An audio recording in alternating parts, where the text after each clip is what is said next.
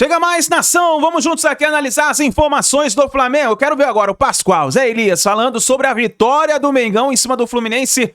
2-1 com 2 gols do Pedro. Chega mais, explode o dedo no like. Se você não é inscrito aqui no canal Meu Mengão React, peço a você se inscreva, ative o sino das notificações para você receber sempre todas as informações do Flamengo. Créditos, canal e ESPN Brasil. Vamos lá para as informações do Mengão. Alberto? Era treinador do América. Não, mas foi o Novo Horizontino que bateu. Desculpa, o Novo Horizontino, discutiu. Olha lá, o Lúcio, jogador, peça fundamental do Fluminense. E tomou a bola na... Isso quer saber onde é que tá o gol, porque ele nem olha pro gol direito, Pascoal. Ele deixa a bola quicar 2 vezes e a bola vai parar realmente onde ele imaginava. O Pedro é espetacular, jogo né? Totalmente sob controle. Olha isso aí, ó. É pra resolver, né, Rafa? O jogo, aí mais um lance aí com o Pedro. O Pedro teve algumas oportunidades. Aí saiu o gol anulado, justamente anulado, claro. E aí, numa bobeada do lateral esquerdo, titular da seleção brasileira, o Savarino, que poderia ter entrado no lugar do Lúcio, o Zubeldia acabou Essa é pelo a Ganso, da que torcida. não foi bem. O Ganso muito mal, especialmente no primeiro tempo. O Savarino diminuiu, ainda teve a expulsão do Carrascal nessa tesoura completamente sem noção em cima do lateral do... Carrascal tem cada lance também que eu vou contar pra vocês, hein? Lateral do Fluminense. Parece que bate um espasmo que eu vou te contar. E aí a gente não mostrou, mas tem algumas oportunidades perdidas pelo Fluminense, uma delas com o Arana. Depois da segunda parte. No finalzinho, depois da expulsão, o Arana teve a chance do 2-2. Quer dizer, de 3-1, 4-1, o jogo quase acaba 2-2. Rafa. Mas você sabe que foi isso que o Leonardo Jardim falou na entrevista coletiva, que o Flamengo... E, aliás, essa declaração dele foi mal interpretada por muita gente hoje. Ele falou o seguinte: poderíamos ter feito 3-0, 4-0. Ele se referia até o momento em que o Fluminense passou a mandar o jogo. E de fato sim, até o Fluminense reagir, e custou o meu dia a colocar os jogadores que fizeram a diferença técnica no jogo, principalmente o Savarino e também o Castilho, até isso acontecer, o Flamengo era assim o absoluto da partida. Se tivesse 3-0, 4-0, não seria nenhum absurdo. Por isso que eu acho que a vitória é justa, porque o Flamengo dominou o clássico, 2/3 dele e o Fluminense 1/3. É óbvio que por uma questão cronológica o Fluminense teve oportunidades no final, poderia ter empatado e conquistado um pontinho, que seria valiosíssimo para as circunstâncias inteiras do clássico. Mas no todo, o Flamengo foi superior, conseguiu superar o fato de não ter alguns dos seus principais jogadores de equilíbrio no meio campo, mas o talento prevaleceu. O Fluminense teve esse azar, né, de perder o Acosta. Aliás, agora há pouco o clube divulgou uma informação, uma nota, né, que o exame detectou uma lesão no joelho e a previsão é que o Acosta fique fora de 3 a 4 semanas. E aí é um grande problema, porque nós temos depois que focar debater isso, mas teoricamente quem joga quando o Acosta não joga é o Ganso. Mas ontem o campo mostrou para o meu dia que o Savarino, fazendo esse papel de meia que se aproxima da área adversária, como já fez em muitos momentos no Botafogo, no Atlético Mineiro e em outros clubes, ele pode ser muito útil. E talvez para que o Fluminense mantenha a sua dinâmica ofensiva, é melhor o Savarino entrar do que o Ganso. Mas voltando ao clássico em si, vitória super justa, de um Flamengo do Pedro maravilhosamente bem, de um Paquetá muito bem, de um Samuel Lino muito bem, de vários jogadores jogando. O Léo Ortiz fez um jogo perfeito na linha defensiva, Everton Araújo não comprometeu, sendo o único volante específico, a Arrascaeta, bons momentos também no jogo. Acho que o Flamengo mostrou ontem mais uma vez o seu repertório técnico em casa, né, jogando no Maracanã. O Flamengo, quando consegue impor o seu jogo, faz um gol cedo, é muito difícil para os adversários conseguirem reagir. E ontem foi mais um exemplo, e o Fluminense, o Zubeldia, né, perdeu sua invencibilidade como mandante. A gente vai colocar agora melhores momentos mais graúdos aí, viu, Pascoal? Mostrando os lances principais, além dos 3 gols do Fla-Flu. O Lúcio Acosta, como disse o Rafa agora há pouquinho, realmente teve constatado uma lesão de ligamento colateral medial. Eu tive 7 dessas. 7? Um mesinho recupera mesmo? Um mesinho, dependendo da lesão, um mesinho tá bom. O problema é correr em sentido horário, assim, você fazer curva e tal, esse é o problema. Linha reta, talvez em 15 dias ele esteja bom. Mas o jogador corre em curva, né? Não dá pra liberar com 15 dias. Na condição dele, na posição dele também, eu acho que um mês e meio, um mês e meio, porque ele é um cara que corta muito, né, a bola, né? Ele dá corte, ele ele dribla, então isso pode afetar um pouquinho mais a famosa borrachinha. Ele vai dormir com a borrachinha agora nesses últimos meses, últimos dias. Eu acho que a contusão do Acosta deu um abalo no time do Fluminense. Um abalo assim, deu um apagão no time. Tanto que o Fábio... por isso que a gente insistir na mesma coisa, às vezes você acaba ficando cansativo, né? Mas, gente, um bico pra frente tem o seu valor num clássico dessa importância. Dá um bico na bola. O goleiro não tem que ficar... O goleiro é pra pegar. Ó, deixa eu só explicar. O torcedor pode pensar, pô, matar um zagueiro junto com ele, por que o juiz é um impedimento? Porque na regra está escrito, entre a bola e a linha do gol, tem que ter 2 jogadores adversários. E só tinha um, porque o goleiro já tinha passado na bola. Foi por isso que marcou impedimento. Antes que o torcedor do Flamengo fique exaltado, dizendo que teve prejuízo nisso aí. O Flamengo foi superior, é só você ver os acontecimentos do jogo. É do Pedro também. Você vai vendo os acontecimentos do jogo. Claro que na parte final da partida tem um pouco mais de busca pelo gol por parte do Fluminense, porque consegue fazer um gol e aí consegue também pressionar um pouco o time do Flamengo. Acho até que o Flamengo não esperava tanto essa pressão. Essa aí eu não consigo entender, né? Eu acho que o jogador já está cansado. Alexandro, preocupante, hein? Pode perguntar para qualquer rubro-negro se ele vem jogando direito, se ele vem jogando bem. O Rafa pode trazer essa avaliação mais aproximada. Está administrando, está jogando no nome. Desde a última temporada pela Juventus, viu, Pascoal? E em Vamos tese... ser céticos aqui. Em tese... Vamos ser objetivos. É titular da posição do Brasil na Copa do Mundo. Se ele não se machucar, ele é o titular. Então, mas ele não se machucando vem mal. Mas ele tá há um bom tempo jogando mal. Sim. Aí ele não tem mais Nota 6 com boa vontade, muito tempo. E fazemos o que, Zé Elias? Vamos com ele mal mesmo? Mas a gente tá falando isso há um bom tempo que o Brasil sofre com a ausência de bons laterais. Por isso que ele vai levar o Militão, por isso que ele tá levando o Danilo. Mas esses são pro lado direito, pra esquerda. Sim, mas ou é Alexandre ou Douglas Santos. Sim, mas aí você fala pra ele, fica parado ali. Olha lá, o Guga tomando também falta de inteligência, né? Como diria o outro, a desinteligência do Carrascal. O Carrascal, essa aí, sem necessidade nenhuma. Nos acréscimos, acho que ele não queria jogar próximo. Aquela multinha vai fazer bem pra ele. Ele vai lembrar desse carrinho aí o tempo todo. 10%? Você sabe o que eu acho sobre o Carrascal? Olha esse lance do Arana. Ele está sentindo muito o fato de estar menos utilizado do que na jurisdição anterior. Com o Felipe Luiz ele tinha mais tempo de campo, tinha mais minutagem. Com o Leonardo Jardim tem menos. Não só ele, outros jogadores também. Eu acho que ele está sentindo a perda de espaço. Querendo ou não, o Arrascaeta é uma entidade do Flamengo, né? A chegada do Paquetá, com toda a sua qualidade, jogou bem ontem, volante, todo o tamanho que o Paquetá tem, muito bem de segundo homem. Aliás, as melhores atuações do Paquetá foram jogando nesta posição, na construção em primeira linha, né? E teve uma boa atuação como ponta pelo lado direito, foi contra o Cruzeiro. Das outras vezes, jogou em outras posições, não teve o mesmo rendimento. O campo está falando isso, não sou eu. Em relação ao Carrascal, com a chegada do Paquetá, o Carrascal perde espaço. É claramente o jogador que mais sofre na discussão sobre titularidade com a vinda do Paquetá. Eu não sei, eu não conheço o Carrascal, pode falar melhor do que eu, porque foi jogador, quanto que isso impacta no vestiário.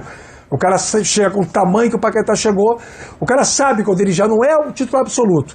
Joga alguns jogos, outros não jogam. Entra um cara que faz funções semelhantes às dele, com muito mais moral. Veio com uma contratação estratosférica. O cara vai jogar, né? E aí automaticamente bate aquele desespero, não está no país dele. Eu acho que talvez ajude a explicar um pouquinho esses rompantes que ele está tendo em campo. Paquetazinho bem de segundo volante ontem. Vovozinho, se você estiver nos assistindo, beijo no seu coração. Nós estamos falando isso do Paquetá por dentro já desde a bola dominada. Desde o começo. Vem de frente com a bola dominada. Você tem um volante que foi o Everton, que é um jogador de marcação. Marca, ele fica tranquilo para poder armar o jogo. Ontem o Everton marcava, destruía, dava a bola para ele distribuía o jogo. Então a briga por posição do Paquetá é com o Jorginho? Eu acho que sim. Não com o Arrascaeta, como a gente imaginou no princípio. Deveriam jogar os dois, né? Não porque eu acho que o Paquetá ele é bom jogador, mas ele tem dificuldade de jogar de costas pro gol. Eu acho que ele ainda... E para ele fazer essa função... E jogar com o Jorginho de primeiro e o Paquetá de segundo? Pode ser. Depende muito do adversário, Priel. Depende muito do adversário, porque você pode compensar com os dois jogadores de lado de Essa campo. formação me agrada mais. Se eles voltam para ajudar, você pode compensar. Às vezes você determina, entrega a bola para o adversário, volta no campo, vamos respirar. Aí você fica, como você viu o Rafa falando, como é que é, professor? Na entrelinha, na primeira linha? Primeira linha de criação. O segundo homem da primeira linha de criação. Então. Pô, quando eu entendeu? Então fujo você um fecha. pouco do protocolo, vocês não perdem a chance. Você diminui, são estratégias. Você joga lá, beleza, perdemos a bola, vamos voltar. Faz as duas linhas compactas, como gosta de dizer o vovozinho. Beijo no coração. É o corneto ou cornetinha, viu, Rafa? Aí... É o corneto e ou aí cornetinha. você consegue jogar aí, você tem qualidade. É só Esse é o melhor entrosamento da TV brasileira. Mas esse entrosamento começou no rádio, eu conheço muito bem. Você tem Jorginho e tem Paquetá, que quando roubam ou recebem essa bola, pode acionar os dois jogadores aqui de lado. Mas tem jogo que vai precisar depende de do mais adversário, marcação do que o Jorginho pode oferecer. E aí é com o Pulgar. Aí tem que ser o Pulgar. E o Everton também jogou bem. Quero ver um sorriso no teu. E o Pedro, hein? Eu falo pra vocês que o Pedro tem o perfume que a bola gosta e vocês acham que não. O Pedro fazer dois gols num jogo é o quê, Pascoal? Isso é espetacular, normal. Normal. Gol de peito do Pedro também? Normal.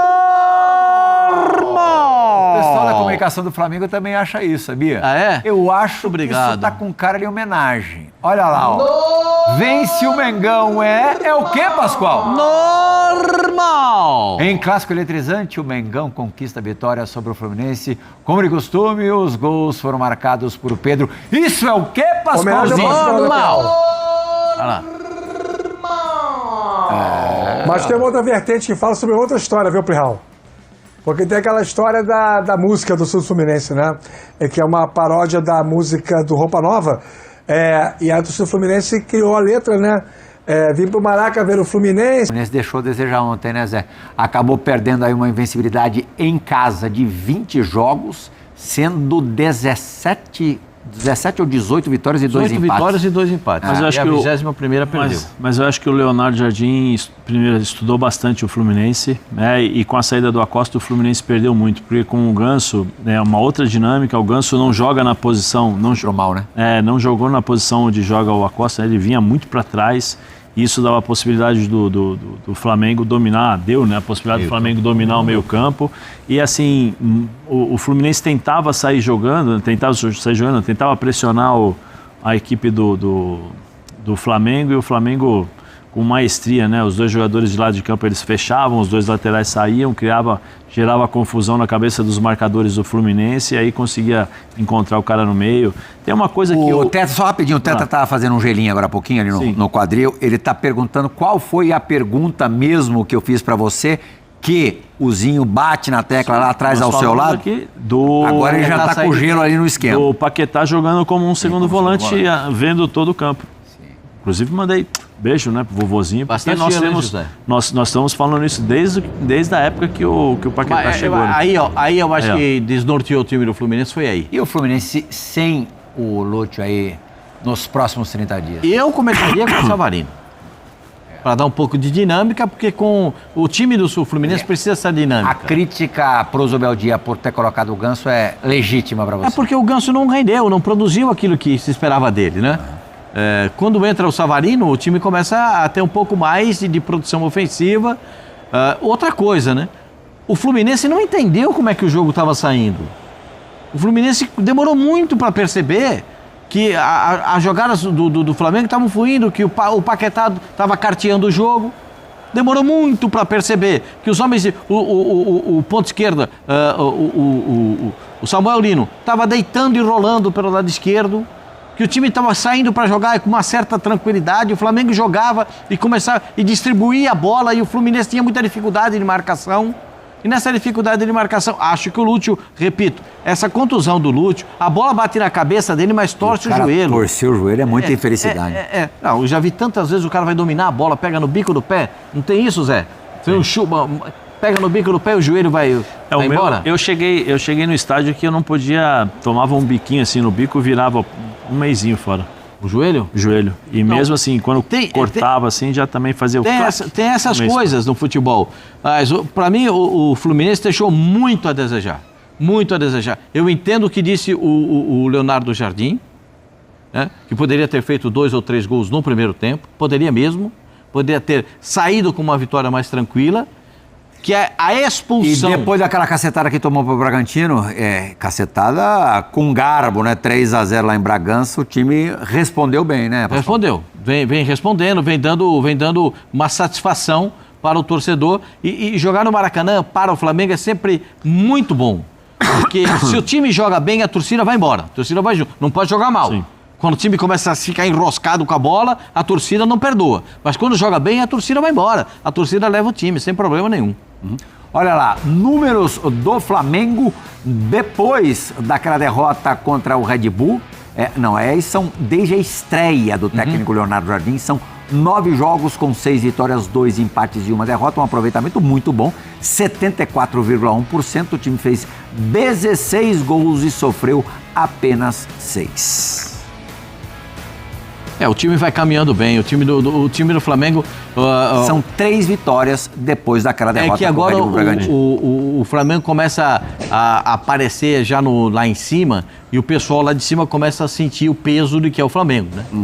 Não tem esse negócio. O Flamengo, quando parte para cima nessa situação, bota muito respeito nos adversários. O Fabrício prepara, mesmo que a gente já tenha falado do Pedro, acho que vale voltar a falar dele, porque com o Leonardo Jardim, é claríssimo que o Pedro teve um crescimento importante, né?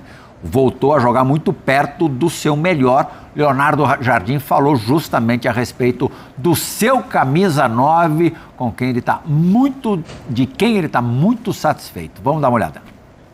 Eu não quero estar a falar do passado, quero estar a falar do presente. Nós conhecemos o Pedro e exigimos a ele um comportamento e ele está a conseguir entregar esse comportamento que nós exigimos. E além disso está a fazer os golos com ponta de lança, bom ponta de lança que é. Estamos satisfeitos com a performance dele, mas principalmente com a atitude. Porque era uma das coisas que eu ouvia muito aqui quando cheguei, era que o Pedro não sabia pressionar. Eu acho que o Pedro está a demonstrar que é um jogador completo na ação defensiva, na ação ofensiva, na construção, no apoio, na finalização também, e com certeza que é um jogador importante para nós quando quisermos jogar desta forma, quando quisermos jogar mais transição. Temos o Wallace Young, temos o Pedro, o BH, como já foi no jogo passado na altitude. E acho que vamos ter as opções, se eles estiverem todas em condições, temos opções consoante as nossas necessidades.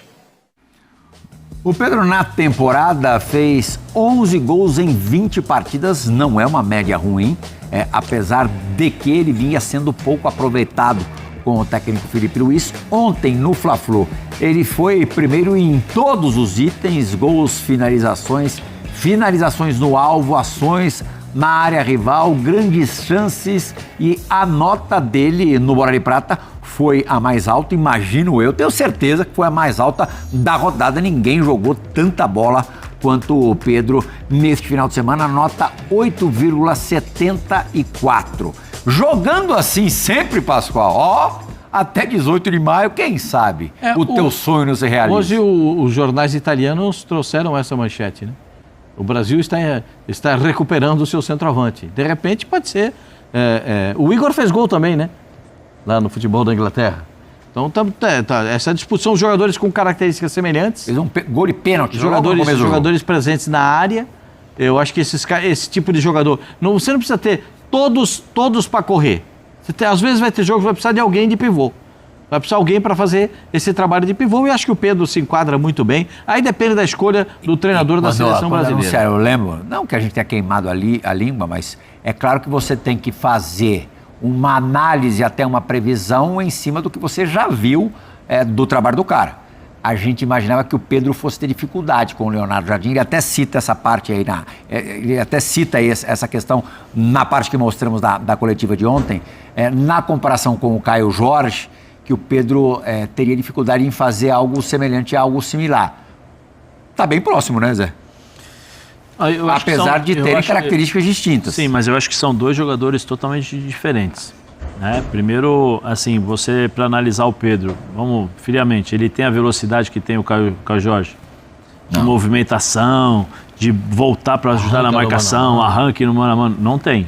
Qual é a característica do Pedro? Próximo à área, aí ele domina, controla, finaliza, aí ele sabe onde ele está ali, ele domina essa posição. O que talvez, né, a grande dúvida e o que ele falou lá, e falavam que ele não conseguia marcar e tal, porque assim, são treinadores com cabeças diferentes, maneiras diferentes de jogar, planificação de jogo diferente, porque assim, o Felipe Luiz gostava de todo mundo marcando o tempo todo, o Leonardo Jardim, em algumas ocasiões, o Flamengo vai lá para trás, dá a bola para o time adversário, descansa. Eu acho que assim, não dá para comparar o que um exigia e o que o outro, vamos assim, que o Leonardo pede agora e o que o Felipe exigia, porque são jogos totalmente diferentes, estratégias diferentes, posicionamentos diferentes, movimentações diferentes também, né? Eu acho que o Pedro se encaixa mais com o Léo, está conseguindo jogar mais com o Leonardo Jardim, por quê? Porque a bola está chegando mais, né? Ele está mais inteiro, ele não tem voltado tanto, ele volta até o meio campo, mas ele não entra na área para defender carrinho, você não vê o Pedro fazer isso. O Leonardo Jardim é o seguinte, os caras vão fechar aqui, Pedro, eu quero você 100% para finalizar, para fazer o que ele fez no gol, no primeiro, no segundo, na finalização que ele deu na trave.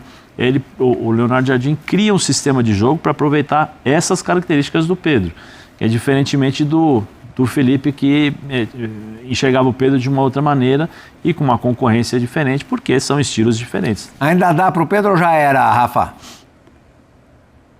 Eu acho que ainda dá. Bom, na verdade, assim, a gente tem que se basear em duas coisas, né? Uma coisa é o que o campo está falando, outra coisa é o que a gente tem de informação, que os companheiros têm acompanhado de perto. O Pedro Ivo Almeida já trouxe a perspectiva da lista final da Copa do Mundo, né? Que tem lá 3 jogadores brigando por 2 vagas, o Paquetá, o Endrick e o Igor Thiago. E os outros 24 já estariam conhecidos e o Pedro não está, obviamente, nessa lista, porque nem teve lastro para ser observado pelo Ancelotti desde maio, quando o técnico italiano assume a seleção brasileira no ano passado. Bom, sobre essa lógica, que é a lógica da informação, não dá, né? Não tem essa brecha. Mas, mediante a lógica do campo, aquilo que a gente está vendo acontecer nesses primeiros jogos de alta exigência da temporada de 26, o Pedro está mostrando o diferenciado que ele é. E o Pascoal fala muito isso, eu concordo. Em forma, sem problemas físicos, o que o Pedro faz para a função de camisa 9, nenhum jogador brasileiro faz. Eu até acho que existem atacantes brasileiros com mais recursos técnicos e melhor estrutura física do que o Pedro. Existem alguns. Porém, com a característica da fatalidade, o Pedro engole todos eles. Estando em forma, bem fisicamente, acho que seria importante, pelo menos, participar de uma discussão interna do Ancelotti com seus pares, pensando em Copa do Mundo. Mas a informação, ela caminha no sentido contrário. A informação caminha no sentido de que não vai dar para ele. Embora todo o clamor, nesse momento, volte a ser muito forte, porque não é só a qualidade dele, né? É pelo princípio básico da comparação. O Brasil não tem, no seu elenco de atacantes, pensando na formatação de grupo do Mundial, um jogador que faça, como atacante, como centroavante, o que o Pedro faz. Como mostramos uma parte da entrevista coletiva do Leonardo Jardim, nada mais justo do que a gente mostrar também Luiz Zubeldia pelo lado do... Isso, hein? Olhinho brilhando. Aí, nação, então, as últimas informações do Mengão. Flamengo, então, está na segunda colocação do Campeonato Brasileiro. O vice-colocado, na primeira está o Palmeiras. Mas o Flamengo tem um jogo a menos. Se vencesse a partida, fica 3 pontos de diferença, né? Então tá aí, nação. Obrigado por você estar aqui até o final do vídeo. Olha... No primeiro comentário fixado tem um link do nosso grupo de palpites e análise esportiva. Você que gosta de fazer sua fezinha, vai lá, entra, é gratuito. E também, olha só, vamos estar sorteando um manto do Mengão, dia 15 agora, falta 2 dias. Então corre lá, entra, participe do nosso grupo, tá bom? Obrigado por você estar aqui até o final do vídeo. Não se esqueça, deixa o seu like, se inscreva no canal, ative o sino das notificações. Assim que a gente tiver mais notícias, vamos trazendo para vocês. A gente se vê no próximo